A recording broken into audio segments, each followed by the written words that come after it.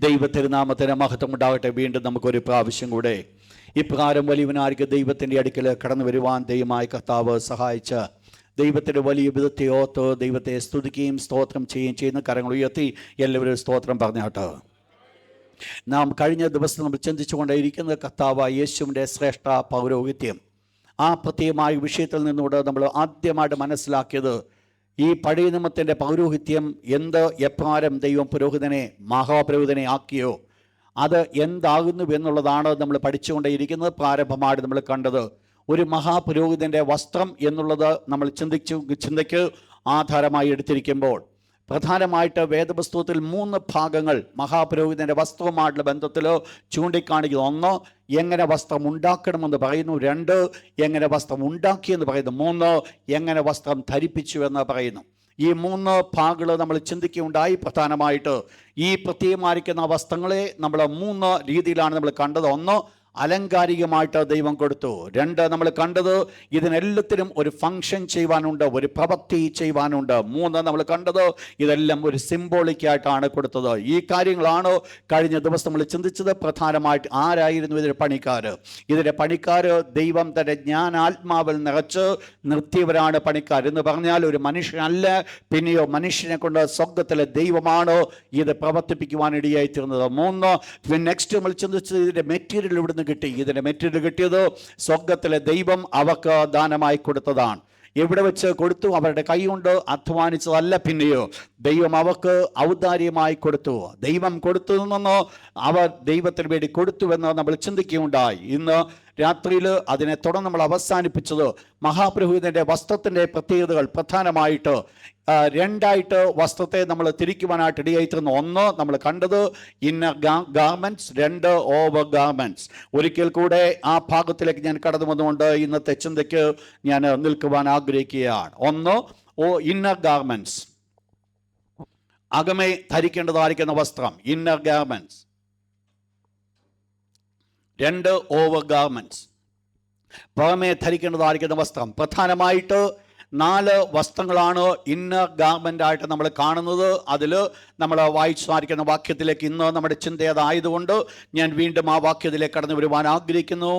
പുറപ്പാട് പുസ്തകം 28-ാം അധ്യായം, പുറപ്പാട് 28-ാം അധ്യായം, അതിൻ്റെ 40-ാമത്തെ വാക്യം, വേഴ്സ് 40. അവിടെ പ്രധാനമായിട്ട് 3 വസ്ത്രങ്ങളെക്കുറിച്ച് അവിടെ ചൂണ്ടിക്കാണിക്കുന്നു. നിങ്ങൾ നോട്ട് എഴുതിയവർ നോട്ട് എഴുതിയിട്ടില്ലാത്തവർ നോട്ട് എഴുതിയെടുക്കുക. അവിടെ പറയുന്നത് അഹരോന്റെ പുത്രന്മാർക്ക് മഹത്വത്തിനും അലങ്കാരത്തിനുമായിട്ട് 1, അങ്കി, 2, നടുക്കെട്ട്, 3, തലപ്പാവ് എന്നിവ ഉണ്ടാക്കണം. 4-ാമത്തത് 42-ാമത്തെ വാക്യം. ഒരു കാൽച്ചെണ്ടി ഉണ്ടാക്കണം. അപ്പോൾ 4 പ്രത്യേകമായിരിക്കുന്ന വസ്ത്രങ്ങളാണ് അഹരോന്റെ മക്കൾക്ക് ദൈവം കൊടുത്ത, അഥവാ ഇന്നർ ഗാർമെൻറ്റ്സ് ആയിട്ട് നമ്മൾ കാണുന്നത്. 1, കാൽച്ചട്ട, 2, ചണനൂൽ കൊണ്ടുള്ളതായിരിക്കും, പഞ്ഞിനൂൽ കൊണ്ടുള്ളതായിരിക്കും അങ്കി, 3, അതിന്മേലുള്ളതായിരിക്കുന്ന നടുക്കെട്ട്, 4, തൊപ്പി. ഈ 4 വസ്ത്രങ്ങളാണ്, 4 വിധ കാര്യങ്ങളാണ് അകമേ തന്നെ അലങ്കരിച്ചായിരിക്കുന്ന ഭാഗം. ഇനിയുമുള്ള കാര്യങ്ങൾ വളരെ ശ്രദ്ധയോടുകൂടെ നിങ്ങളായിരിക്കാൻ ഞാൻ ഓർപ്പിക്കട്ടെ. 2, പുറമേ ധരിക്കേണ്ടതായിരിക്കുന്ന വസ്ത്രമുണ്ട്. പ്രധാനമായിട്ട് 4 വസ്ത്രങ്ങളായിട്ട് നമ്മളതിനെ തിരിച്ചു. അതിനകത്ത് പല പാർട്ടുകളുണ്ട്. പ്രധാനമായിട്ട് നമ്മൾ ആ വസ്ത്രത്തെ 4 പാർട്ടുകളായിട്ട് തിരിച്ചു. വായിച്ചാട്ട് അതിൽ 28-ാം അധ്യായത്തിൻ്റെ 4-ാമത്തെ വാക്യത്തിലേക്ക് കടന്നു വന്നാണ്. 28-ാം അധ്യായത്തിൻ്റെ 4-ാമത്തെ വാക്യം, ചാപ്റ്റർ 28, വേഴ്സ് 4. 4 പ്രധാനപ്പെട്ട വസ്ത്രങ്ങളെയാണ് ഉണ്ടാക്കുവാനായിട്ട് ദൈവം കൽപ്പന കൊടുത്തതിൽ 1 നമ്മൾ വായിച്ചത് ബ്ലൂ റോബ്, നീലക്കുപ്പായം, അല്ലെങ്കിൽ നീളക്കുപ്പായം, ബ്ലൂ റോബ്. 2-ാമത്തതാണ് എഫോദ്, അതിൻ്റെ നടുക്കെട്ടോടുകൂടെ വിത്ത് ഇറ്റ്സ് ഗേർഡിൽ, എഫോദ് അതിൻ്റെ നടുക്കെട്ടോടുകൂടെ. 3-ാമത്തത് ന്യായവിധി പതക്കം, breastplate.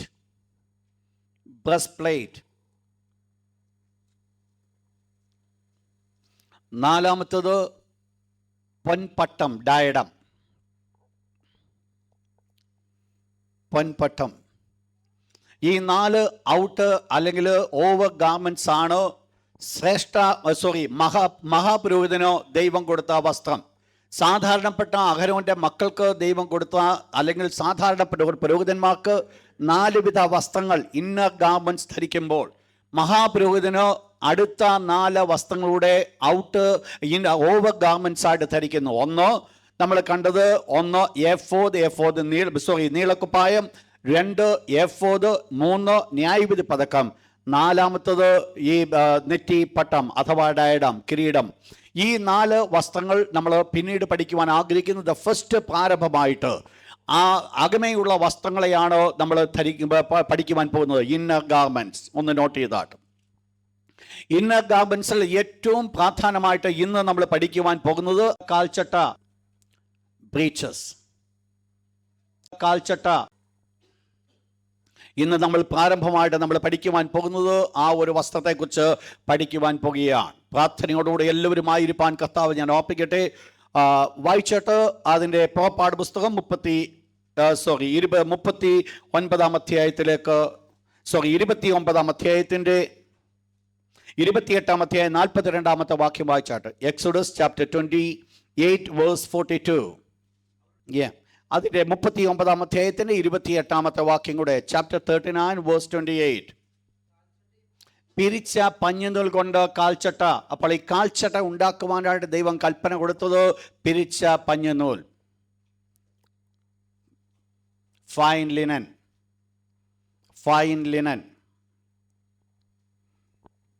എന്താണ് ഈ കാൽച്ചട്ട ഉദ്ദേശം? എന്തിനു വേണ്ടിയാണോ ദൈവം അത് കൊടുത്തത്? ദൈവം അത് കൊടുത്തതിൻ്റെ പ്രധാനപ്പെട്ട കാരണം നമ്മളിവിടെ കാണുന്നുണ്ട്. വായിച്ചിട്ട് 28-ാം അധ്യായം 28-42 ഒരിക്കൽ കൂടെ. Chapter 28 verse 42. അവരുടെ നഗ്നത മറപ്പാൻ, കാണാതിരിപ്പാൻ. യെസ്, എന്തിനാണോ ചണനൂൽ കൊണ്ടുള്ളതായിരിക്കുന്ന അങ്കി, ഫൈൻ ലിനൻ ബ്രീച്ചസ്, എന്തിനു വേണ്ടിയാണ് കൊടുത്തത്? അതിൻ്റെ പർപ്പസ് നമ്മൾ കാണുന്നത് നഗ്നത വെളിവാകാതിരിക്കണം. ശ്രദ്ധിച്ച് നിങ്ങളായിരിക്കണം ഇന്ന് രാത്രി. നഗ്നത വെളിവാകാതിരിക്കേണ്ടതിന് എന്താണോ ദൈവം ഇതിൽ കൂടെ വെളിപ്പെടുത്തുവാൻ ആഗ്രഹിക്കുന്നത്? നിങ്ങൾക്കറിയാം, അഹരോന്റെ സ്ഥാനവസ്ത്രം എന്ന് പറയുന്നത്, അല്ലെങ്കിൽ സാധാരണപ്പെട്ട പുരോഹിതന്മാരുടെ സ്ഥാനവസ്ത്രം എന്ന് പറയുന്നത്, അവരുടെ നഗ്നത വെളിപ്പെടുന്ന ഒരു വസ്ത്രമല്ല അവർക്കുള്ളത്. നീളക്കുപ്പായമുണ്ട്, അതിനകത്ത് തൊപ്പിയും തലപ്പാവും ഇത് നടുക്കെട്ടും ഇതെല്ലാം ഉണ്ടെങ്കിലും ദൈവം അവരോട് കൽപ്പിച്ചൊരു കാര്യമാണ്, പുരോഹിത ശുശ്രൂഷ ചെയ്യേണ്ടവർക്ക് ആദ്യമായിട്ട് അവർ ധരിക്കേണ്ട വസ്ത്രമാണ് കാൽച്ചട്ട എന്ന് പറയുന്നത്. എന്താണോ ദൈവം ആഗ്രഹിക്കുന്നത്? വളരെ നിങ്ങൾ ശ്രദ്ധിച്ചായിരിക്കണം. എന്താണോ ദൈവം ഇതിൽ കൂടെ ആഗ്രഹിക്കുന്നത്? പുറപ്പാട് പുസ്തകം 20-ാം അധ്യായം. ദൈവം അവർക്ക്, ഇസ്രായേൽ മക്കൾക്ക് ഒരു നിയമം കൊടുക്കുന്ന ഒരു നിയമത്തെ നമ്മൾ മനസ്സിലാക്കണം. ഇത് വാസ്തവമായിട്ട് ദൈവത്തിൻ്റെ അടുക്കിലേക്ക് കടന്നു ചെല്ലുവാൻ തക്കവണ്ണം നമുക്ക് എത്രമാത്രം ബഹുമാനം ഉണ്ടാകണം എന്നുള്ളതാണ് ഇന്ന് രാത്രി നമ്മൾ ഒരുമിച്ച് ചിന്തിപ്പിക്കുവാനായിട്ട് പോകുന്ന ഭാഗം. എത്ര റെസ്പെക്റ്റോടുകൂടി ആയിരിക്കണം ദൈവത്തിൽ കടന്നിൽ. വായിച്ചോട്ട് 20-ാം അധ്യായത്തിൻ്റെ 25-26 വാക്യം, വേഴ്സ് 25 and 26. ദൈവം മോശയോട് ഇപ്രകാരം പറയുകയാണ്, ഇസ്രായേൽ മക്കൾ യാഗം കഴിക്കണമെങ്കിൽ എവിടെയെങ്കിലും തങ്ങൾക്ക് ബോധിച്ച സ്ഥലത്ത് യാഗം കഴിക്കരുത്. ഞാൻ എൻ്റെ ഓർമ്മ സ്ഥാപിക്കുന്ന സ്ഥലത്താണ് അവർ യാഗം കഴിക്കേണ്ടത്. എൻ്റെ നാമത്തിൻ്റെ സ്മരണ സ്ഥാപിക്കുക ഏത് സ്ഥലത്തും ഞാൻ നിങ്ങളുടെ അടുക്കൽ വന്ന് ഞാൻ നിങ്ങളെ അനുഗ്രഹിക്കും. ദൈവം അവിടെ കടന്നു വരുമെന്ന് കൽപ്പിച്ചപ്പോൾ ദൈവം തുടർന്ന് പറഞ്ഞൊരു കാര്യമാണ്, ഈ ഒരു യാഗപീഠം ഉണ്ടാക്കുമ്പോൾ എങ്ങനെ ഉണ്ടാക്കണം? ദൈവം കൽപ്പിച്ചത് ചെത്തിയ കല്ലുകൊണ്ട് അത് ഉണ്ടാക്കരുത് എന്ന് പറഞ്ഞാൽ, മനുഷ്യൻ്റെ കൈ ഒന്നും ദൈവത്തിൻ്റെ പണിക്ക് വേണ്ടി ദൈവം ഉപയോഗിക്കുവാൻ ആഗ്രഹിക്കുന്നില്ല. കല്ല് ദൈവം എടുക്കുവാൻ കൽപ്പിച്ചു, പക്ഷേ ആ കല്ലിൽ മനുഷ്യൻ്റെതായിരിക്കുന്ന കൊത്തുപണിയോ മനുഷ്യൻ്റെതായിരിക്കുന്ന കരവിരുതോ സ്വർഗത്തിലത് ശ്രദ്ധിച്ച് നിങ്ങളായിരിക്കണം. മനുഷ്യൻ്റെതായിരിക്കുന്ന കരവിരുന്നോ അല്ലെങ്കിൽ മനുഷ്യൻ്റെതായിരിക്കുന്ന കലാബോധങ്ങൾ ഈ ദൈവത്തിന് യാഗം കഴിക്കുവാൻ പോകുന്ന യാഗപീഠത്തിന്മേൽ ദൈവം ആഗ്രഹിക്കുന്നതേ ഇല്ല. ദൈവത്തിന് നന്ദി കരേറ്റുവാൻ, ദൈവത്തിന് യാഗം കഴിപ്പാൻ ദൈവം ആഗ്രഹിക്കുമ്പോൾ ദൈവം പറഞ്ഞൊരു കാര്യമുണ്ട്. അത് ചെത്തിയ കല്ലുകൊണ്ട് നീ അത് ഉണ്ടാക്കുന്നുവെങ്കിൽ, എന്തിനാ ചെത്തിയ കല്ലെന്നറിയാമോ? അൺഈവൻ കല്ല് ആകുന്നുവെങ്കിൽ അതിന് ഫാഷൻ കാണത്തില്ല, യാതൊരു ഭംഗിയും കാണത്തില്ല, ഒന്നും ഇല്ലാത്തതായിരിക്കുന്ന കല്ലുകൾ. എന്നാൽ ഇവിടെ ദൈവം കൽപ്പിക്കുന്നത്, ദൈവത്തിന് വേണ്ടത് അങ്ങനെ ചെത്തിയ കല്ലല്ല, മനുഷ്യന്റെ കൈ തൊടാത്ത കല്ല് എന്ന് പറഞ്ഞു കഴിഞ്ഞാൽ മനുഷ്യന്റെ കൈപ്പണിയൊന്നും ആ കല്ലിൽ ഉണ്ടാകരുത് എന്ന് പറഞ്ഞാൽ മനുഷ്യന്റെ കലാവിരുതുകളോ ഈ യാഗപീഠത്തിന്റെ പണിക്ക് ദൈവം ആവശ്യമില്ല. അങ്ങനെ എന്തെങ്കിലും അവൻ ചെയ്താൽ ആ യാഗപീഠത്തെ അവൻ അശുദ്ധമാക്കിയാണ്. ശ്രദ്ധിക്കുക ഈ വേർഡ്, അവൻ യാഗപീഠത്തെ അശുദ്ധമാക്കിയാണ് എന്ന് പറഞ്ഞാൽ മനുഷ്യന്റെ മോഡിഫിക്കേഷൻ ഒന്നും ദൈവത്തിന്റെ പ്രവൃത്തിക്കോ ദൈവത്തെ ആരാധനയ്ക്കോ ആവശ്യമില്ല എന്നുള്ളത് സ്വർഗ്ഗത്തിലെ ദൈവം വെളിപ്പെടുത്തുകയാണ്. ഞാൻ ഓർപ്പിക്കട്ടെ ഒരിക്കൽ കൂടെ, നമ്മുടേതായിരിക്കുന്ന മോഡിഫൈഡ് ചിന്തകൾ, നമ്മുടേതായിരിക്കുന്ന മോഡിഫിക്കേഷൻ, നാം വരുത്തുവാൻ ആഗ്രഹിക്കുന്ന മാറ്റങ്ങൾ, ഈ മാറ്റങ്ങളല്ല ദൈവത്തെ ആരാധിക്കുവാൻ ആഗ്രഹിക്കുമ്പോൾ ദൈവം ആഗ്രഹിക്കുന്നത്. പിന്നെയോ ദൈവത്തിന് ഒരു വ്യവസ്ഥയുണ്ട്, ആ വ്യവസ്ഥയിലാണോ ദൈവത്തെ മഹത്വപ്പെടുത്തുവാൻ ആഗ്രഹിക്കുന്നത്. ദൈവം പറഞ്ഞു, ഈ യാഗപീഠം പണിയുമ്പോൾ നിങ്ങൾ ചെത്തിയ കല്ലുകൾ കൊണ്ട് നിങ്ങൾ പണിയരുത്, മനുഷ്യന്റെ കരം അതിന്മേൽ തൊട്ടാൽ അത് യാഗപീഠത്തെ അശുദ്ധമാക്കും. പിന്നീട് എന്ത് ചെയ്യരുത്? നെക്സ്റ്റ് വേർഡ് ഒന്നുകൂടെ വായിച്ചാട്ടെ, അടുത്ത വാക്യം. ദൈവത്തിന്റെ, നിങ്ങൾ ശ്രദ്ധിച്ചോണേ, നിങ്ങൾ എന്നോടുകൂടെ ചേർന്ന് നിങ്ങൾ ചിന്തിക്കണം. അവിടെ പറയുന്നത്, ഈ യാഗപീഠം വെക്കുന്ന സ്ഥലം മനുഷ്യന്റെ കൈകൊണ്ടുള്ളതായിരിക്കുന്ന ഒരു പണിയും അതിന് വേണ്ട. പിന്നെയോ ഈ യാഗപീഠം വെക്കുന്ന സ്ഥലമെന്ന് പറയുന്നത് ഒരു ഉയരത്തിലുള്ള സ്ഥലത്തായിരിക്കരുത് എന്ന് പറഞ്ഞാൽ അതിൻ്റെ അർത്ഥം താഴെ ദൈവം പറയുകയാണ്, ഈ യാഗം കഴിക്കുവാനായിട്ട് കടന്നു പോകുന്ന വ്യക്തി പടികളാൽ കയറി യാഗപീഠത്തിങ്കൽ ചെല്ലരുത് എന്ന് പറഞ്ഞാൽ സ്റ്റെപ്പ് ആഫ്റ്റർ സ്റ്റെപ്പ്. നിങ്ങൾ മനസ്സിലാക്കണം എന്തുകൊണ്ട് സ്റ്റെപ്പ് ആഫ്റ്റർ സ്റ്റെപ്പ് വെക്കുവാൻ പാടില്ല. ഓരോ സ്റ്റെപ്പുകൾ മുൻപിൽ എടുത്തു വെച്ച് ഓരോ സ്റ്റെപ്പുകൾ മുകളിലോട്ട് ദൈവത്തെ ആരാധിക്കുന്ന കൊണ്ടുള്ള തെറ്റെന്നാണ്. അതിൻ്റെ താഴത്തെ വാക്യം ഒന്ന് വായിച്ചാണ്, വേഴ്സ് നെക്സ്റ്റ്, അതേ വാക്യം അവസാനം. ദൈവം അവിടെ കാരണം പറയുകയാണ്, എൻ്റെ യാഗപീഠത്തിന്മേൽ നിന്റെ നഗ്നത കാണാതിരിപ്പാൻ എന്ന് പറഞ്ഞു കഴിഞ്ഞാൽ അവർ വെക്കുന്നതായിരിക്കുന്ന സ്റ്റെപ്പുകൾ നമ്മൾ ഒരുപക്ഷെങ്കിൽ നമ്മുടെ ബുദ്ധി കൊണ്ട് നമുക്ക് മനസ്സിലാക്കുവാൻ പാടില്ലാത്ത ഒരു കാര്യമായിരിക്കാം. പിന്നീട് ദൈവം കൽപ്പിക്കുന്നത് മനുഷ്യൻ പടികളാലല്ല യാഗപീഠത്തിന്മേൽ കയറി ചെല്ലേണ്ടത്, പടികൾ കൊണ്ടുള്ള യാഗപീഠത്തിന്മേൽ കയറി ചെല്ലുന്നുവെങ്കിൽ ആര് യാഗം കഴിക്കുവാൻ പോകുന്നുവോ അവൻ്റെ നഗ്നത ദൈവത്തിന് മുൻപാകെ വെളിപ്പെടുന്നത് കൊണ്ട് അത് അശുദ്ധമാക്കിയാണ്. അവന് അതിനെ പൊളിയൂട്ട് ചെയ്യുകയാണ്. വായിച്ചാട്ട് ഒരു വാക്യം കൂടെ ലേവ്യ പുസ്തകത്തിലേക്ക് ഒന്ന് കടന്നു വന്നാൽ, ലേവ്യ പുസ്തകം അതിൻ്റെ 6-ാം അധ്യായത്തിലേക്ക് കടന്നു വന്നാൽ, ലെവിറ്റിക്കസ് ചാപ്റ്റർ 6, ലേവ്യ പുസ്തകം 6-ാം അധ്യായം 10-ാമത്തെ വാക്യം, വേഴ്സ് 10.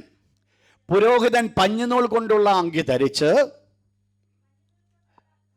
പഞ്ഞുനൂൽ കൊണ്ടുള്ള കാൽച്ചട്ടയിട്ട് തൻ്റെ നഗ്നത മറച്ചുകൊണ്ട് എവിടെ ചെല്ലണം?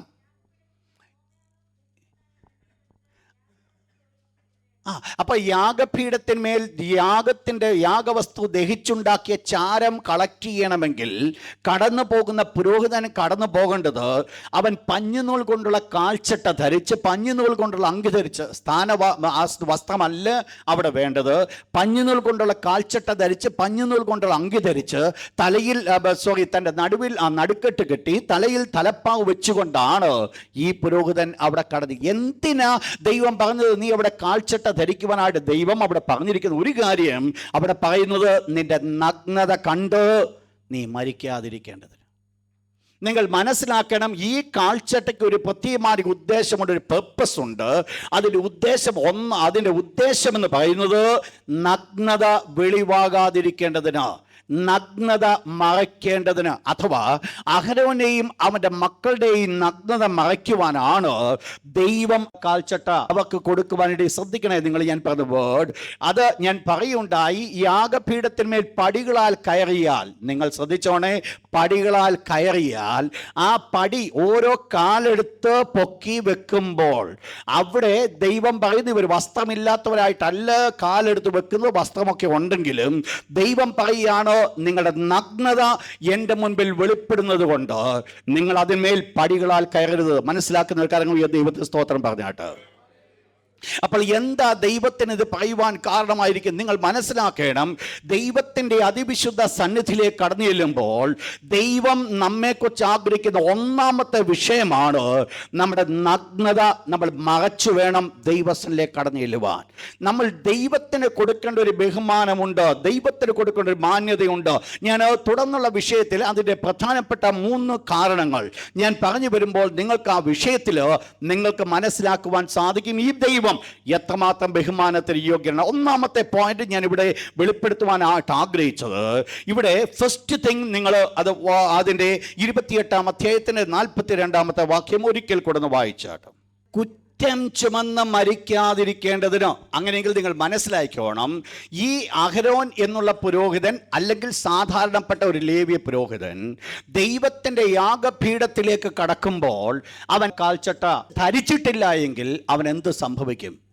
മരണം സംഭവിക്കും. നിങ്ങൾ ശ്രദ്ധിച്ചോണം, എന്നോടുകൂടെ നിങ്ങൾ ആയിരിക്കണം എന്ന് പറഞ്ഞാൽ ഞാൻ ഒന്നാമത്തെ പോയിന്റ് വെളിപ്പെടുത്തുവാൻ ആഗ്രഹിക്കുന്നത്, മഹാപുരോഹിതനോ പുരോഹിതനോ തന്നെ ഏൽപ്പിച്ചു സാധിക്കുന്ന പുരോഹിത ശുശ്രൂഷ ചെയ്യുന്നില്ല എങ്കിൽ തന്നെ എപ്രകാരം ചെയ്യുന്നുവോ ചെയ്യുന്നില്ലയോ ചെയ്യണമെന്നുള്ളത് ദൈവം ആഗ്രഹിക്കുന്ന ഒരു കാര്യമാണ്. കാരണം ദൈവം പുരോഹിതനെ വെച്ചിരിക്കുന്നത് എനിക്ക് ദൈവത്തിന് വേണ്ടി എന്ത് ചെയ്യുവാൻ? പൗരോഹിത്യ ശുശ്രൂഷ ചെയ്യുവാൻ, ദൈവത്തിന് വേണ്ടി നിൽക്കുവാനാണോ ദൈവം പുരോഹിതനെ എടുത്തിരിക്കുന്നത്? പുരോഹിതൻ ആ ജോലി ചെയ്യുന്നില്ല എങ്കിൽ അവൻ എന്തിനു സാധ്യമായി തീരും? മരണത്തിന് കാരണമായി. ദൈവം അവനെ ഏൽപ്പിച്ച കാര്യം അവൻ ചെയ്യുന്നില്ല. ദൈവം അവനെ ഏൽപ്പിച്ച കാര്യം അവൻ ചെയ്യാതിരിക്കുമ്പോൾ അവൻ മരിക്കുവാൻ യോഗ്യനാകുന്നുവെങ്കിൽ അതുപോലെ തന്നെ മരണത്തിന് യോഗ്യതയുണ്ട്. അവനെ ധരിപ്പിച്ച വസ്ത്രം മുഴുവൻ അവൻ ധരിക്കാതെ പോയാൽ. ശ്രദ്ധിക്കണേ, എൻ്റെ ഒന്നാമത്തെ പോയിന്റ്. ഞാൻ പറഞ്ഞ ഒന്നാമത്തെ പോയിന്റ് എന്ന് പറയുന്നത്, അഹരോൻ അല്ലെങ്കിൽ അഹരോന്റെ മക്കൾ ആ പൗരോഹിത്യ ശുശ്രൂഷ ചെയ്യാതിരിക്കുന്നുവെങ്കിൽ അവർക്ക് മരണമാണോ അതിൻ്റെ ഭവിഷ്യത്തെങ്കിൽ അത് എപ്രകാരം മരണമായിരിക്കുന്നുവോ, എന്നാൽ അതുപോലെ തന്നെ ശുശ്രൂഷ ചെയ്യുന്ന ഒരു പുരോഹിതൻ തന്നെ ദൈവം ഫലമേൽപ്പിച്ച അങ്കികൾ മുഴുവൻ ധരിക്കാതെ ശുശ്രൂഷയ്ക്ക് വേണ്ടി കടന്നുപോയാൽ അവിടെയും അവൻ എന്ത് ചെയ്യാൻ സാധ്യതയുണ്ട്? മരിക്കുവാൻ. ഞാൻ ഒന്നാമത്തെ പോയിന്റ് എന്ന് പറയുന്നത്, അഹരോൻ പുരോഹിത ശുശ്രൂഷ ചെയ്യുന്നതിൽ അല്ല കാര്യമുള്ളത്. ദൈവം വെച്ചിരിക്കുന്ന വ്യവസ്ഥയിൽ നിന്നുകൊണ്ട്, ദൈവം വെച്ചിരിക്കുന്ന വസ്ത്രങ്ങൾ ധരിച്ചുകൊണ്ട് ദൈവത്തിൻ്റെ വേല ചെയ്യുവാൻ ദൈവം ആഗ്രഹിക്കുന്നു. ഞാൻ ഒന്നാമത്തെ പോയിന്റ്, എങ്ങനെയെങ്കിലും ദൈവത്തിൻ്റെ വേല ചെയ്യാമെന്നുള്ളതല്ല. ദൈവത്തിൻ്റെ വിശുദ്ധ വചനം പഠിപ്പിക്കുന്നത് അവൻ്റെ നഗ്നത കണ്ട് അവൻ മരിക്കുവാനായിട്ട് ചാൻസ് ഉണ്ട്. എന്താ അതിൻ്റെ അർത്ഥം? നിങ്ങൾ മനസ്സിലാക്കണം, ഒരു സാധാരണപ്പെട്ട ഒരു ഇസ്രായേൽ മക്കൾ ഈ യാഗപീഠത്തിങ്കൽ വരെ വരുവാൻ സാധിക്കും. എന്നാൽ അതിൻ്റെ അപ്പുറത്തോട്ട് ഒരു സാധാരണപ്പെട്ട ഒരു ഇസ്രായേലിന് കടന്നു വരുവാൻ സാധ്യമല്ല. വേദപുസ്തകം പഠിപ്പിക്കുന്ന ഒരു വാക്യം ഒന്ന് വായിച്ചിട്ട് നമ്പേഴ്സ്, സംഖ്യാപുസ്തകം 18-ാം അധ്യായം അതിൻ്റെ 7-ാമത്തെ വാക്യം. Numbers chapter 18 verse 7.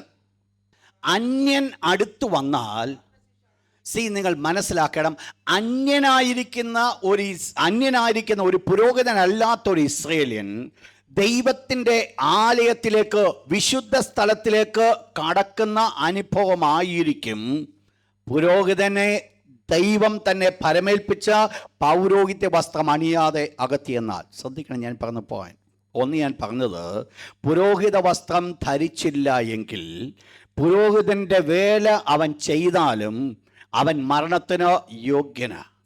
അതുകൊണ്ട് ഞാൻ ആദ്യം പറഞ്ഞ പോയിന്റ്, എങ്ങനെ പൗരോഹിത്യ ശുശ്രൂഷ ചെയ്യണമെന്നുള്ളത് ദൈവം വെച്ചിരിക്കുന്ന വ്യവസ്ഥയിൽ നിന്ന് വേണം അത് ചെയ്യുവാൻ. രണ്ടാമത് ഞാൻ പറഞ്ഞ പോയിന്റ്, ഒരു സാധാരണപ്പെട്ട ഇസ്രായേലിന് യാഗപീഠത്തിങ്കൽ വരെ വരാം, അതിനപ്പുറത്തോട്ട് പോകാൻ സാധ്യമല്ല. വിശുദ്ധ സ്ഥലത്തിലേക്ക് കടന്നു പോകണമെങ്കിൽ ഉള്ളി പുരോഹിതന് മാത്രമേ സാധ്യമാകുകയുള്ളൂ. ദൈവം മോശെ മുഖാന്തരമായിട്ട് അഹരോനോടും അവരുടെ മക്കളോടും പറയുകയാണ്, അന്യനായിരിക്കുന്ന ഒരു ഇസ്രായേലിൻ അകത്തേക്ക് വന്നാൽ അവൻ എന്ത് ചെയ്യും? മരിക്കുവാൻ യോഗ്യന, മരിച്ചു പോകും. അപ്പോൾ അന്യനായിരിക്കുന്ന വ്യക്തി അതിവിശുദ്ധ സ്ഥലത്തിലേക്ക്, അത് വിശുദ്ധ സ്ഥലത്തിലേക്ക് കടന്നു വന്നാൽ എപ്രകാരം മരിക്കപ്പെടുമോ അതുപോലെ തന്നെ ദൈവിക ശുശ്രൂഷ ചെയ്യുവാൻ തക്കവണ്ണം വിളിക്കപ്പെട്ട വ്യക്തി അവന് കൊടുത്തിരിക്കുന്ന അധികാര വസ്ത്രത്തോടുകൂടെ കടന്നുപോയില്ലെങ്കിൽ അവന് മരിക്കുവാൻ വിധിക്കപ്പെട്ടവന്. മനസ്സിലാകുന്നുണ്ടോ ഞാൻ പറഞ്ഞു വരുന്ന പോയിന്റ്? ഞാൻ പറഞ്ഞ രണ്ട് കാര്യങ്ങളാണ് പറഞ്ഞത്. ഒന്നോ, പുരോഹിതൻ ശുശ്രൂഷ ചെയ്യുന്നില്ല, അവൻ മരണത്തിന് യോഗ്യനാ. എന്നാൽ പുരോഹിത ശുശ്രൂഷ ചെയ്യുമ്പോൾ ദൈവം അവനെ ധരിപ്പിച്ച വസ്ത്രത്തോടുകൂടെ ചെയ്യുന്നില്ല എങ്കിൽ അവൻ മരണത്തിന് യോഗ്യനാ. അതുകൊണ്ട് എങ്ങനെയെങ്കിലും ശുശ്രൂഷ ചെയ്യുന്നു എന്നുള്ളതല്ല, ദൈവം ആഗ്രഹിക്കുന്ന വിധത്തിൽ ശുശ്രൂഷ ചെയ്യുക എന്നുള്ളതാണ് ഒന്നാമത്തെ വിഷയം. രണ്ടാമത്തെ വിഷയം, ഒരു സാധാരണപ്പെട്ട ഇസ്രായേലിന് വിശുദ്ധ സ്ഥലത്തിലേക്ക് അടുക്കുവാൻ പറ്റത്തില്ല. അടുക്കുവാനായിട്ട് പോയാൽ അവൻ അവിടെ മരിച്ചു വീഴും.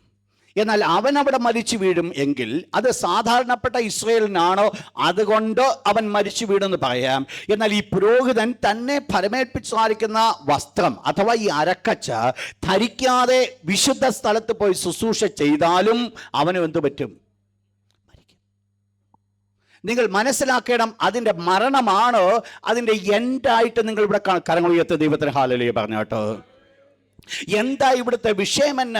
ഇവിടെ ഇതിൽ കൂടെ നമ്മൾ മനസ്സിലാക്കേണ്ട ഒന്നാമത്തെ കാര്യമെന്ന് പറയുന്നത്, എങ്ങനെയെങ്കിലും ദൈവത്തിന് വേല ചെയ്യുവാൻ സാധ്യമല്ല. എങ്ങനെയെങ്കിലും കാണുന്നത് പോലോ കേൾക്കുന്നത് പോലോ ദൈവത്തിന് വേല ചെയ്യുവാൻ ദൈവം ആഗ്രഹിക്കുന്നില്ല. ദൈവം ആഗ്രഹിക്കുന്നത് ദൈവത്തിൻ്റെ വ്യവസ്ഥയിൽ നിന്നോ ദൈവത്തെ ആരാധിപ്പാൻ, ദൈവത്തിന് വേല ചെയ്യുവാൻ ദൈവം ആഗ്രഹിക്കുന്നു. ദൈവം ഒരു വ്യവസ്ഥയുടെ ദൈവമാണ്. ആ വ്യവസ്ഥയിൽ നിന്ന് വേണം ദൈവത്തെ ആരാധിക്കാൻ. ഒരു പക്ഷെങ്കിൽ നിങ്ങൾ ചിന്തിക്കുമായിരിക്കാം, ഈ നിയമപ്പെട്ടകം ഒരു ഫിലിസ്ത്യര് ഒരു കാളവണ്ടിയിൽ കയറ്റി, ഈ കാളവണ്ടി മുൻപോട്ട് പോയിക്കൊണ്ടേയിരിക്കുക. അവിടെ ഭയങ്കരമായ നൃത്തമുണ്ട്, പാട്ടുണ്ട്, സ്തോത്രമുണ്ട്, ഹല്ലേലൂയയുണ്ട്. ഇതൊക്കെ ദാവീദും ആ കൂട്ടരും ചെയ്തുകൊണ്ടിരിക്കുമ്പോൾ ദാവീദ് ഫെലിസ്ത്യരെ അയച്ചു സാധിക്കുന്ന ഈ നിയമപ്പെട്ടകം കാളവണ്ടിയിൽ വെച്ചുകൊണ്ട് ദാവീദ് തൻ്റെ അടുക്കിലേക്ക് കൊണ്ടുവരുവാനായിട്ട് ആഗ്രഹിച്ചുകൊണ്ട് മുൻപോട്ട് പോകുന്ന സമയത്ത് പാട്ടുമുണ്ട്, നൃത്തവുമുണ്ട്, എല്ലാമുണ്ട്.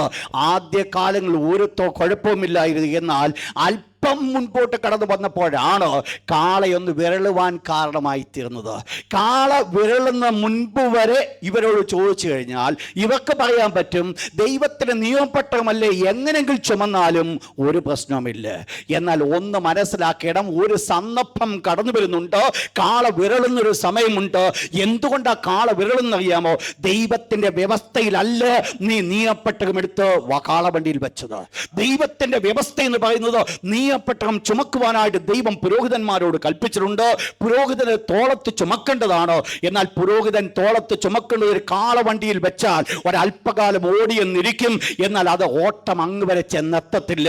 ഇന്ന് രാത്രി ഞാൻ വെളിപ്പെടുത്തുവാൻ ആഗ്രഹിക്കുന്ന ഒന്നാമത്തെ പോയിന്റ്, കുഞ്ഞേ, ദൈവത്തിന് വേണ്ടി നീ വേല ചെയ്യണമെങ്കിൽ, ദൈവത്തിന് വേണ്ടി നീ നിൽക്കണമെന്നുണ്ടെങ്കിൽ, ദൈവത്തിന് വേണ്ടി എന്തെങ്കിലും പ്രവർത്തിക്കണമെന്നുണ്ടെങ്കിൽ, ആ പ്രവർത്തനത്തിന് നിത്യതയോളം ചെല്ലണമെന്നുണ്ടെങ്കിൽ, അഥവാ നിനക്ക് വേണ്ടി വെച്ചിരിക്കുന്നതായിരിക്കുന്ന ഈ വലിയതായിരിക്കുന്ന പ്രതിഫലം, രക്ഷ എന്നുള്ള പ്രതിഫലം നീ പ്രാപിച്ചെടുക്കണമെന്നുണ്ടെങ്കിൽ ഒന്നാമത് ആവശ്യമായിരിക്കുന്നത് ദൈവം വെച്ചിരിക്കുന്ന നിയമത്തിൽ നിന്നുകൊണ്ട് വേണം ദൈവത്തിന്റെ ശുശ്രൂഷ ചെയ്യുവാൻ. എന്താ നിയമം എന്ന് പറയുന്നത്? പുതിയ നിയമത്തിലേക്ക് കടന്നു വരുമ്പോൾ ദൈവത്തിന്റെ വിശുദ്ധ വചനം പറയുന്നു, അപ്പോസ്തോലിക ഉപദേശത്തിലാണ് ദൈവസഭ നിൽക്കുന്നത്. അപ്പോസ്തോലിക ഉപദേശത്തിൽ നിന്ന് ദൈവസഭയെ മാറ്റുവാൻ സാധ്യമല്ല. പാപികൾ രക്ഷിക്കപ്പെടണം, രക്ഷിക്കപ്പെട്ടവർ സ്നാനപ്പെടണം, സ്നാനപ്പെട്ടവർ പരിശുദ്ധാത്മാഭിഷേകം പ്രാപിക്കണം, അവർ കൂട്ടായ്മ ആചരിക്കണം, അപ്പം നോക്കണം, പ്രാർത്ഥന കഴിക്കണം. അതെ, ഇതൊക്കെ 7 വിധ ഉപദേശത്തിലാണ് പുതിയ നിയമസഭ നിൽക്കുന്നുവെങ്കിൽ ഇന്ന് രാത്രി ഞാൻ ഓർപ്പിക്കട്ടെ, പുതിയ നിയമ ഉപദേശത്തിൽ നിൽക്കാത്ത വ്യക്തിയെ ഒരുപക്ഷെ കൃപായുഗമാണോ നിനക്ക് ചിലതും ചെയ്യാമെന്ന് സാധിക്കുമായിരിക്കാം. എന്നാൽ ഒരു കാര്യം നീ മറന്നു കളയരുത്, കാള വിരളുന്നൊരു സ്ഥലമുണ്ട്, കാള വിരളുന്നൊരു സന്ദർഭമുണ്ട്. കാള വിരളുന്ന സന്ദർഭത്തിൽ നീയും ഉസയെ നീ മരിക്കുവാനായിട്ട് കാരണമായി തീരും. അതുവരെ എല്ലാം സുഖമാണ്, എല്ലാം വളരെ ഭംഗിയാണ്. പ്രിയപ്പെട്ട ദൈവത്തിന്റെ മക്കളെ മനസ്സിലാക്കിക്കോണം, വ്യവസ്ഥയിൽ നിന്ന് വേണം ദൈവത്തെ ആരാധിപ്പാൻ, വ്യവസ്ഥയിൽ നിന്ന് വേണം ദൈവത്തിന് നന്ദി കരേറ്റുവാൻ. ഞാനിത് പറയുവാൻ കാരണമുണ്ട്. എനിക്കറിയാം നിങ്ങൾ എല്ലാവരും ദൈവത്തെ കൃപയാൽ വ്യവസ്ഥയിൽ നിന്നുകൊണ്ട് ദൈവത്തെ ആരാധിക്കുന്നുവെന്ന് അറിയാം. എന്നാൽ ഇത് കാണുന്ന അനേക ആയിരങ്ങൾ ഇപ്പോൾ ലോകത്തിന്റെ പല ഭാഗത്തുണ്ട്. അവരും കൂടെ കേൾക്കത്തക്കവണ്ണം ഞാൻ ഇന്ന് വെളിപ്പെടുത്തട്ടെ. ദൈവത്തെ ആരാധിക്കുന്നുവെങ്കിൽ, ദൈവത്തിന് വേല ചെയ്യുന്നുവെങ്കിൽ, ദൈവത്തിന് ഇവിടെ നിൽക്കുവാൻ നീ യോഗ്യനാകുന്നുവെങ്കിൽ ദൈവത്തിന്റെ വചനത്തിന് വ്യവസ്ഥയിൽ വേണം നിൽക്കുവാൻ. അപ്പോസ്തലിക ഉപദേശത്തെ വിട്ടുമാറ്റിക്കൊണ്ട് എന്തെങ്കിലും രക്ഷിക്കപ്പെട്ട് ആത്മാഭിഷേകം പ്രാപിച്ചു എന്ന് പറഞ്ഞുകൊണ്ട് കർത്താവിന്റെ വേലയ്ക്ക് യോഗ്യനല്ലയോ, യോഗ്യനാണോ സഹോദര, നിനക്ക് എന്റെ ചെന്നെത്തുവാൻ സാധിക്കുമെന്ന് തോന്നില്ല. ഒരു പക്ഷേ നീ പോലും അറിയാത്ത സന്ദർഭത്തിൽ കാള വിരളുവാൻ ഇടയായിത്തീരും. അന്നേ മനസ്സിലാക്കത്തുള്ളൂ ഉസ്സേ നീ മരിക്കുവാൻ കാരണമായി തീർന്നത്. ശ്രദ്ധിക്കുക, ദൈവത്തിന്റെ മക്കൾ ശ്രദ്ധിക്കുക. മഹാപുരോഹിതനോട് ദൈവം കൽപ്പിച്ചു പൗരോഹിത്യ ശുശ്രൂഷയ്ക്ക് വേണ്ടി ദൈവത്തിന്റെ അടുക്കിലേക്ക് കടന്നു ചെല്ലുമ്പോൾ അവൻ ധരിക്കേണ്ട ഒരു വസ്ത്രമുണ്ട്, കാൽച്ചട്ടയുണ്ട്. ഇവൻ ആ വസ്ത്രം ധരിച്ചില്ല എങ്കിൽ സാധാരണപ്പെട്ട ഇസ്രായേലിന് അതിവിസ്തൃത സ്ഥലത്തിലേക്ക് കടന്നു ചെന്ന പോലെ അതേ അനുഭവമായിരിക്കും ഈ പുരോഹിതൻ അവിടെ കടന്നു ചെല്ലുമ്പോൾ സംഭവിക്കും. നിങ്ങൾ ഒരുപക്ഷെ ചിന്തിക്കുമായിരിക്കാം, ഇതൊരു മഹാപുരോഹിതനല്ലയോ, എങ്ങനെയാ മരിക്കേണ്ടത്, എന്തുകൊണ്ടാണ് മരിക്കുന്നത്? അഹരോനോട് വിളിച്ചു ചോദിച്ചാൽ അഹരോന് പറയാം, ഈ യോഗ്യതയില്ലാത്ത രീതിയിൽ എൻ്റെ 2 മക്കൾ അതിവിസ്ത സ്ഥലത്തിലേക്ക് കടന്നുപോയി, ശുശ്രൂഷയ്ക്ക് വേണ്ടി കടന്നുപോയി, അവിടെ വെച്ചവർ മരിക്കുവാൻ ഇടയായിത്തീർന്നു. സ്വർഗത്തിലെ ദൈവം ഒരു കാര്യം കൽപ്പിക്കുകയുണ്ടായി, എന്നോട് അടുക്കുന്നവർ ഞാൻ ശുദ്ധീകരിക്കപ്പെടും. വിഷയം അവിടെയാ. ദൈവത്തോട് അടുക്കുന്നവർ ഞാൻ ശുദ്ധീകരിക്കപ്പെടും, എൻ്റെ നാമം ഞാൻ അവരുടെ മഹത്വപ്പെടുത്തും.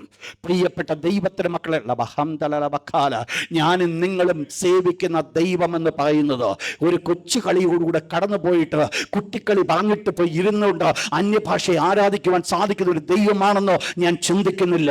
ആ ദൈവത്തിന്റെ അടുക്കലേക്ക് കടന്നു പോകണമെങ്കിൽ അതിൻ്റെ ഭക്തിയുണ്ട്, അതിൻ്റെതായ രീതിയുണ്ട്. ദൈവജനം ദൈവത്തെ ആരാധിക്കുന്നു, ദൈവജനം ദൈവത്തെ മഹത്വപ്പെടുത്തുന്നുവെങ്കിൽ അതിൻ്റെ വ്യവസ്ഥയിൽ നിന്ന് വേണം ദൈവത്തിന് നന്ദി കരേറ്റുവാൻ. അപ്പോൾ ഒന്നാമത്തെ പോയിന്റ് എന്ന് പറയുന്നത് ഇതാണ്, ദൈവം വെച്ചിരിക്കുന്ന വ്യവസ്ഥയിലാണ് ദൈവത്തെ സേവിക്കേണ്ടത്. ദൈവത്തിൻ്റെ വ്യവസ്ഥയിൽ നിന്നുകൊണ്ട്, അഹരോനെ ദൈവം വെച്ചിരിക്കുന്ന വ്യവസ്ഥയിൽ നിന്നുകൊണ്ട് സ്ഥാനവസ്ത്രത്തോടുകൂടെ ദൈവത്തിൻ്റെ ശുശ്രൂഷ ചെയ്യുന്ന പോലെ പുതിയ നിയമസഭയെ ദൈവം വെച്ചിരിക്കുന്ന വ്യവസ്ഥയിൽ നിന്നുകൊണ്ടാണ് ദൈവത്തിൻ്റെ ശുശ്രൂഷ ചെയ്യേണ്ടത്. 2, എന്താ ഇതിൻ്റെ പ്രത്യേകത? വായിച്ചാട്ട് 1-2 വാക്യങ്ങൾ വായിച്ചാട്ട് 2 തിമോത്തിയോസ് ലേഖനം 2-ാം അധ്യായം അതിൻ്റെ 5-ാമത്തെ വാക്യം. 2 Timothy chapter 2 verse 5. മനസ്സിലായല്ലോ ആ വാക്യത്തിൻ്റെ അർത്ഥം എന്താന്ന്? ഒരുത്തൻ മല്ല് കെട്ടിയാലും ചട്ടപ്രകാരം പോരാടിയില്ല എങ്കിൽ കിരീടം പ്രാപിക്കുക. 2 Timothy chapter 2 verse 5. 2 തിമോത്തിയോസ് 2:5 അതാണ് നമ്മൾ വായിച്ചത്. ഒരുത്തൻ മല്ല് കെട്ടിയാലും യുദ്ധം ചെയ്താലും കർത്താവിന് വേണ്ടി വലിയ കാര്യങ്ങൾ ചെയ്യണമെന്ന് ആഗ്രഹിച്ചുകൊണ്ട് പ്രവർത്തിച്ചാലും ചട്ടപ്രകാരം ചെയ്തില്ലെങ്കിൽ എന്ത് കിട്ടത്തില്ല? കിരീടം കിട്ടത്തില്ല. ചെയ്യരുതോ? ചെയ്യാം. എന്തുകൊണ്ട് ചെയ്യാം? ചെയ്തിട്ടില്ലേ? നമ്മളൊക്കെ ചെയ്തതാ. പക്ഷേ കർത്താവിൻ്റെ വലിയ കൃപയാൽ, ദൈവത്തിൻ്റെ മഹാസ്നേഹത്താൽ, ദൈവത്തിൻ്റെ വചനം മനസ്സിലാക്കുവാൻ ദൈവമായ കർത്താവ് നമുക്ക് കൃപ ചെയ്തു. അതുകൊണ്ട് ചട്ടങ്ങൾ നിൽക്കുവാൻ ദൈവം ഇടയാക്കി. അറിയത്തില്ലായിരുന്നു അന്ന്, പക്ഷേ അറിയായ്മയുടെ കാലത്തെ ദൈവം ഗണ്യമാക്കാതെ അറിവിലേക്ക് ദൈവം നമ്മളെ നടത്തി. ആ അറിഞ്ഞതാണ് ഇന്ന് അനുഗ്രഹത്തിന് കാരണമായി തീർന്നത്. ഞാൻ ഓർപ്പിക്കട്ടെ, ദൈവത്തിൻ്റെ മക്കളെ നമ്മൾ മനസ്സിലാക്കേണ്ടത്, നമ്മൾ ചട്ടപ്രകാരം പോരായ്കയിൽ കിരീടം പ്രാപിക്കുവാനായിട്ട് സാധ്യമല്ല. അതുകൊണ്ട് എന്താ ഇവിടെ വേണ്ടത്? നിങ്ങൾ മനസ്സിലാക്കണം. ഈ വിഷയത്തിൽ നിന്നുകൊണ്ട് ഒരു കാര്യം കൂടെ ഞാൻ ഓർപ്പിക്കട്ടെ. നിങ്ങൾ മനസ്സിലാക്കുക, ഒരു പക്ഷെങ്കിൽ പുരോഹിതൻ ഇവിടെ കടന്നു പോയിട്ട് പറയുക, ഞാൻ ദൈവിക ശുശ്രൂഷയായി ചെയ്ത് ഞാൻ എന്തിനാ മരിച്ചത്? അല്ലെങ്കിൽ അഹരോൻ ചോദിക്കുക, എൻ്റെ 2 മക്കളും പൗരോഹിത്യ ശുശ്രൂഷയിൽ ചെയ്ത് എന്തിനാ അവർ മരിച്ചത്? ഇന്നും പുതിയ നിയമത്തിൽ ചോദിക്കുവാൻ പല കാരണമുണ്ട്. ഞാൻ കർത്താവിൻ്റെ വേല ചെയ്യുന്നില്ലയോ, പിന്നെ എന്തിനാണ് എനിക്ക് ദോഷമുണ്ടായത്? കാരണം ഞാൻ പറഞ്ഞു തരാം. വായിച്ചു 2 എഫെസ്യ ലേഖനം 6-ാം അധ്യായം 13-ാമത്തെ വാക്യം. Ephesians chapter 6 verse 30. എഫേസ്യർ 6:13.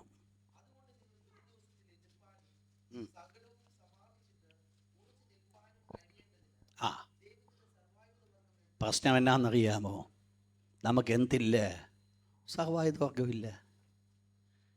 പലതും ചെയ്യാൻ നമുക്ക് ഒരുക്കമാണ്, പലതും ചെയ്യാൻ താല്പര്യമുണ്ട്. പക്ഷെങ്കിൽ നമ്മൾ ധരിക്കേണ്ട വസ്ത്രം നമ്മൾ ധരിക്കുന്നില്ല. ദൈവത്തിൻ്റെ സർവായുധ വർഗം അതാ ധരിക്കേണ്ടത്. എന്തിനാ ധരിക്കേണ്ടത്? യുദ്ധം ചെയ്യുവാൻ, അതോടൊപ്പം തന്നെ ഉറച്ചു നിൽപ്പാൻ. ഈ രണ്ട് കാര്യങ്ങൾ നടക്കണം. ഒന്ന്, യുദ്ധം ചെയ്യണം, ശത്രുവിനെ കീഴ്പ്പെടുത്തണം. രണ്ട്, നീ ഉറച്ചു നിൽക്കണം. ഇത് രണ്ടും ആവശ്യമാണ്. ശത്രുവിനോട് യുദ്ധം ചെയ്തിട്ട് നീ പരാജയപ്പെട്ടു പോവുകയാണെങ്കിൽ എന്തിനാ യുദ്ധം ചെയ്യാൻ പോകുന്നത്? വെറുതെ പോയി ഇരുന്നാൽ പോരായോ? അതിനെക്കാട്ടും നല്ലത് വെറുതെ ഇരിക്കുന്നതാണ്. ഞാൻ ഓർപ്പിക്കട്ടെ പ്രിയപ്പെട്ടവരെ, ദൈവം വിളിച്ചിരിക്കുന്നത്, ദൈവം ആഗ്രഹിക്കുന്നത് ആ പൂർണ്ണമായിരിക്കുന്ന അളവിൽ നിൽക്കുവാൻ ദൈവം ആഗ്രഹിക്കുന്നു. എന്താ അതിൻ്റെ വിഷയമായിരിക്കുന്നത്? അത് ഈ സർവായുധവർഗം ധരിക്കാതെ കർത്താവിൻ്റെ വേല ചെയ്താൽ ഒരുപക്ഷെ മരിച്ചുപോയി കഴിഞ്ഞാൽ നമുക്ക് വേണമെങ്കിൽ നമ്മൾ ചിന്തിച്ചുകൊണ്ട് പറയും, എന്താ വ്യക്തി എത്രമാത്രം കർത്താവിന് വേണ്ടി ഓടിയതാ, എന്തിനാ മരിച്ച ഇതാ കാരണം. കർത്താവല്ല പ്രശ്നം. പുരോഹിതനെ നീ ചോദിക്കുക, എന്തുകൊണ്ടാണ് ഞങ്ങൾ മരിച്ചു പോയത്? മരിക്കാൻ കാരണം കുഴപ്പം നിൻ്റെതാ. നമ്മൾ മനസ്സിലാക്കണേ, നമ്മുടെ കുഴപ്പങ്ങൾ നമ്മൾ കവർ ചെയ്യുവാൻ സാധിക്കുന്നില്ല എങ്കിൽ മരിക്കുവാനായിട്ട് കാരണമായി തീരും. ക്രിസ്തീയ ജീവിതം മുൻപോട്ട് കൊണ്ടുപോകണമെങ്കിൽ, വാഗ്ദത്ത നാട്ടിൽ കൊണ്ട് എത്തണമെന്നുണ്ടെങ്കിൽ നാം പോരാടേണ്ടത് ചട്ടപ്രകാരമായിരിക്കും. രണ്ടാമത് ഇതിൽ കൂടെയുള്ള പോയിന്റ് എന്താ? ഇവിടെ നമ്മൾ കാണുന്നു ഇവരുടെ നഗ്നത വെളിവാകേണ്ടതിന്. അപ്പോൾ പുരോഹിതൻ്റെ വസ്ത്രത്തെക്കുറിച്ച് നമ്മൾ പഠിക്കുമ്പോൾ എല്ലാ വസ്ത്രങ്ങൾക്കും പ്രത്യേകമായ ഉദ്ദേശമുണ്ട്. ഈ വസ്ത്രത്തിൻ്റെ പ്രാധാന്യത എന്ന് പറയുന്നത് തന്നെ വെളിപ്പെടുത്താതിരിക്കുക, അല്ലെങ്കിൽ തൻ്റെ നഗ്നതയെ വെളിപ്പെടുത്താതിരിക്കുക. അതാണ് ഈ വസ്ത്രത്തിൻ്റെ പ്രത്യേകത. നഗ്നത വെളിപ്പെടുത്താതിരിക്കുന്നു. ബാക്കിയുള്ള വസ്ത്രങ്ങൾക്കൊക്കെ മറ്റ് പല ഉദ്ദേശങ്ങളുണ്ട്, മറ്റ് പല കാരണങ്ങളുണ്ട്. എന്നാൽ ഈ വസ്ത്രത്തിൻ്റെ പ്രാധാന്യം എന്ന് പറയുന്നത് തൻ്റെ നഗ്നതയെ വെളിപ്പെടുത്താതിരിക്കുക. എന്താ ഈ നഗ്നത വെളിപ്പെടുത്തുക എന്ന് പറഞ്ഞാൽ? വെളിപ്പാട് പുസ്തകത്തിൽ നിങ്ങളിത് കൊണ്ടുപോട്ടെ. വെളിപ്പാട് പുസ്തകം 3-ാം അധ്യായത്തിൻ്റെ 18-ാമത്തെ വാക്യം. വെളിപ്പാട് 3:18. ഞാൻ ധനവാൻ, സമ്പന്നനായിരിക്കുന്നു, എനിക്ക് ഒന്നിനും മുട്ടില്ല എന്ന്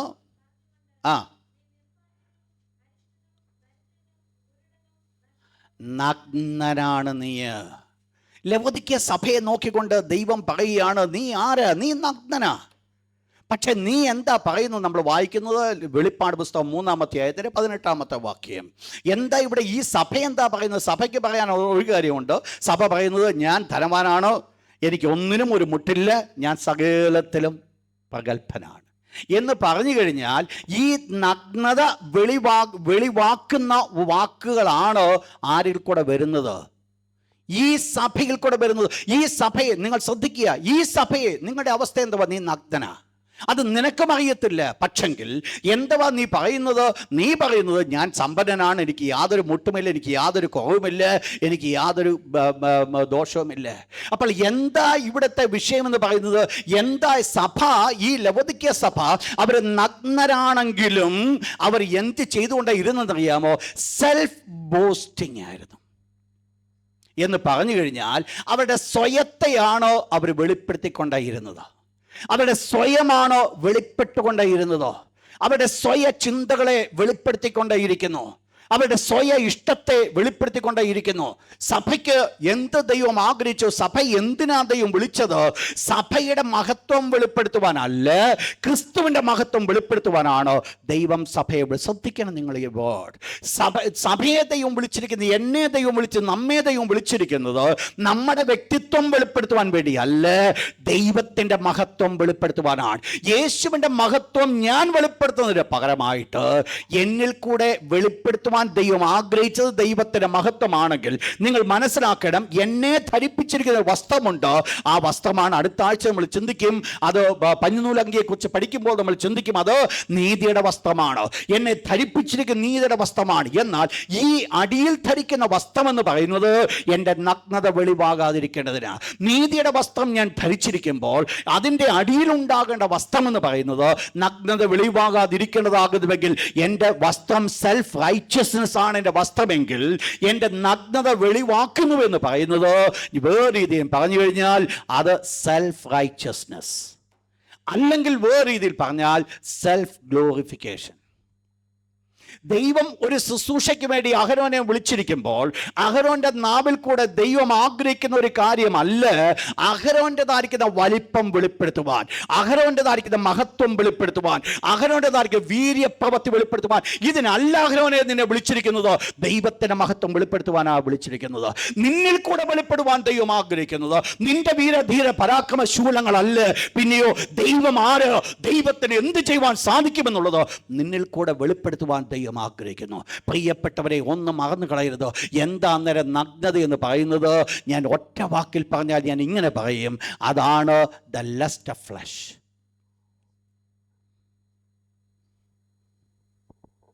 ജഡത്തിന് താഴ്ക്കുന്ന ആഗ്രഹം. ഒരു സംഭവം വായിപ്പിച്ചുകൊണ്ട് നിങ്ങൾ മുൻപോട്ട് കൊണ്ടുപോയി അപ്പോസ്തലപ്രവൃത്തി 12-ാം അധ്യായം 20 മുതൽ 22 വരെയുള്ള വാക്യങ്ങൾ നിങ്ങൾ വായിച്ചാൽ. Acts chapter 12 verse number 20-22. നിങ്ങൾക്കറിയാം എന്താ സംഭവം. ഹെരോദാ രാജാവ് മനോഹരമായിരിക്കുന്ന പ്രസംഗം ചെയ്യുക. പ്രസംഗം കേട്ടവരെല്ലാവരും ഇപ്പോൾ ഇപ്രകാരം പറഞ്ഞു, ഇതൊരു ദേവന്റെ ശബ്ദമാണ്. ഇവൻ്റെ ശബ്ദം സാധാരണപ്പെട്ട മനുഷ്യൻ്റെതല്ല, ഒരു ദേവന്റെ ശബ്ദമാണ്. എന്നാൽ എന്ത് സംഭവിച്ചു? ഹെരോദാവ് ദൈവത്തിന് മഹത്വം കൊടുക്കായികയാൽ ദൈവം അവനെ അടിച്ചു. അവൻ കൃമിക്കിരയായി പ്രാണനെ വിട്ടു. എന്താ ഹെരോദാവേ നിനക്ക് സംഭവിച്ചത്? എന്താ നിന്നിൽ കൂടെ വെളിപ്പെടുത്തുവാൻ ദൈവം ആഗ്രഹിച്ചത്? ജനം എന്താ നിന്നെ നോക്കിക്കൊണ്ട് പറഞ്ഞത്? ജനത്തിനൊന്ന് പറയുവാൻ ഉണ്ടായിരുന്നു, ഇതൊരു മനുഷ്യൻ്റെ ശബ്ദമല്ല, ഒരു ദേവന്റെ ശബ്ദമാണ്. ഹെരോദാവേ, നിന്റെ സ്വന്തം കഴിവുകൊണ്ടല്ല നീ വാക്ക് പറയുവാൻ കാരണമായി തീർന്നത്. ഈ വാക്ക് പറയുവാൻ കാരണമുണ്ട്. സ്വർഗത്തിലെ ദൈവം നിന്നെ ബലപ്പെടുത്തിയാണോ നിന്റെ നാവിൽ കൂടെ ഈ വാക്ക് വന്നത്. എന്നാൽ എന്ത് സംഭവിച്ചു? എന്ത് ചെയ്തില്ല? തൻ്റെതായിരിക്കും ലജ്ജ അവൻ വെളിപ്പെടുത്തുവാനായിട്ട് ആക്കി സെൽഫ് ഗ്ലോറിഫിക്കേഷന് വേണ്ടി കടന്നുപോയി. എന്താ അവിടെ സംഭവിച്ചത്? ഓൺ ദ സ്പോട്ടിൽ മരിച്ചു മാറ്റപ്പെടുവാനിടയായി തീർന്നു. എന്താ സംഭവിച്ചത്? ദൈവത്തിന് കൊടുക്കേണ്ടതായിരിക്കുന്ന മഹത്വം, ദൈവത്തിന് കൊടുക്കേണ്ട പ്രശംസ ദൈവത്തിന് കൊടുക്കുവാൻ സാധിക്കാതെ അത് സ്വയം വെളിപ്പെടുത്തുവാൻ ആഗ്രഹിച്ചു. സ്വയത്തെ വെളിപ്പെടുത്തുവാൻ ആഗ്രഹിച്ചു. അതിൽ കൂടി എന്ത് സംഭവിച്ചു? മരിക്കുവാൻ കാരണമായി തീർന്നു. ഒരു വാക്യം കൂടെ വായിച്ചാൽ 2 ദിനവൃത്താന്തം 26-ാം അധ്യായം 19-ാമത്തെ വാക്യം. 2 Chronicles chapter 26 verse 19. ഒരു രാജാവ് എന്തോ ചെയ്യാൻ നിൽക്കുക, ധൂപം കാട്ടാൻ, ദൈവത്തെ പ്രസാദിപ്പിക്കാൻ നിൽക്കുക. ധൂപകലശം തൻ്റെ കയ്യിലുണ്ട്.